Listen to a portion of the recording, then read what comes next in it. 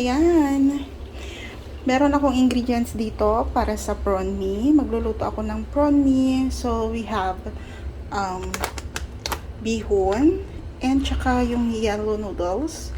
I-blanch ko lang siya sa hot water or i-boil ko lang siya ng konti. Then, i-drain ko na siya. Tapos, meron tayo ditong tauge. Ayan. And napansin nyo, hindi ko hiniwa-hiwa yung bawang at saka yung sibuyas. Buo-buo siya na ilalagay ko. Bakit? Kasi para mas madali siyang tanggalin later on pag i-clear ko na yung soup. Kasi hindi nila ito gusto na nasa soup kapag kakain sila. So, para mas madaling tanggalin, lagay mo ng buong-buo. Tapos, meron akong prawns dito. Ito, iboboil ko din lang siya ng konti para maluto lang yung meat niya. Tapos, tatanggalin ko yung shells. Saka ko ilalagay sa top ng kanilang noodles. Meron tayo ditong pork ribs. Then, pansin nyo, meron tayong breast meat ng chicken. Dagdag lasa din yan. Pwede rin kayong, kung sa Pilipinas, pwede rin kayong gumamit ng yung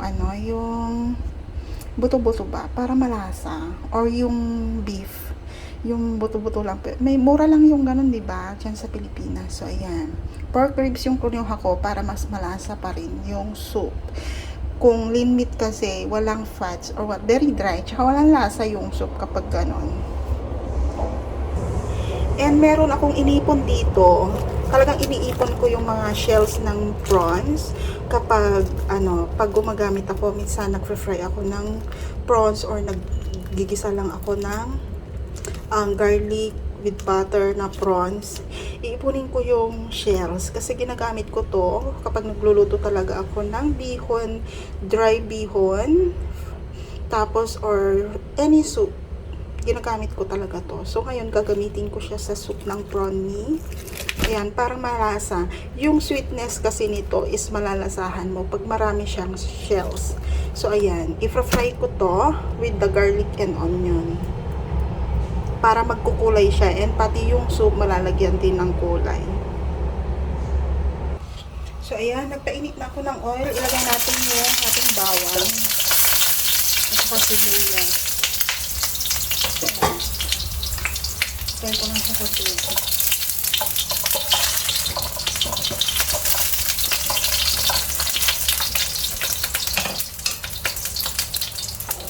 Cover up ko siya.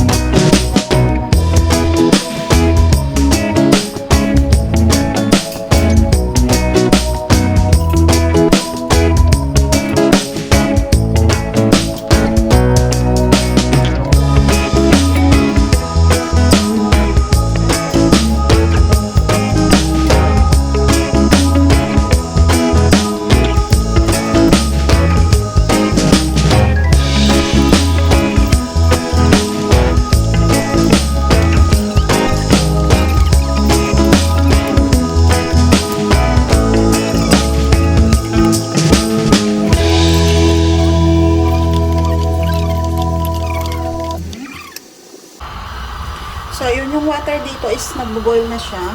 Ayan, nagbo-boil na. Ilagay ko na doon yung ating karne. Ayan.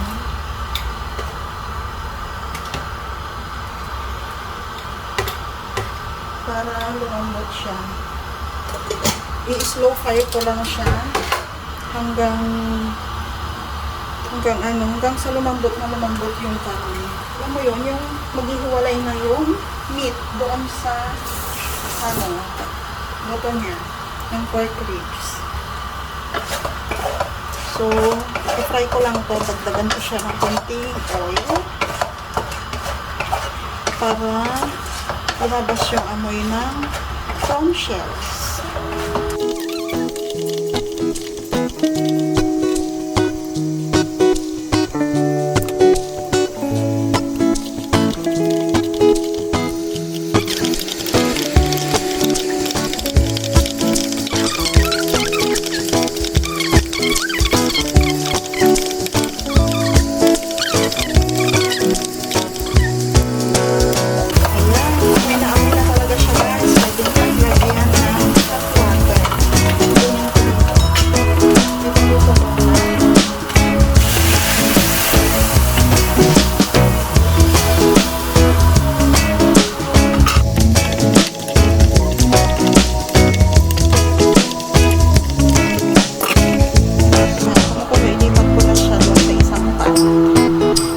Hayaan ko na lang kumulo ng kumulo hanggang lumambot yung meat.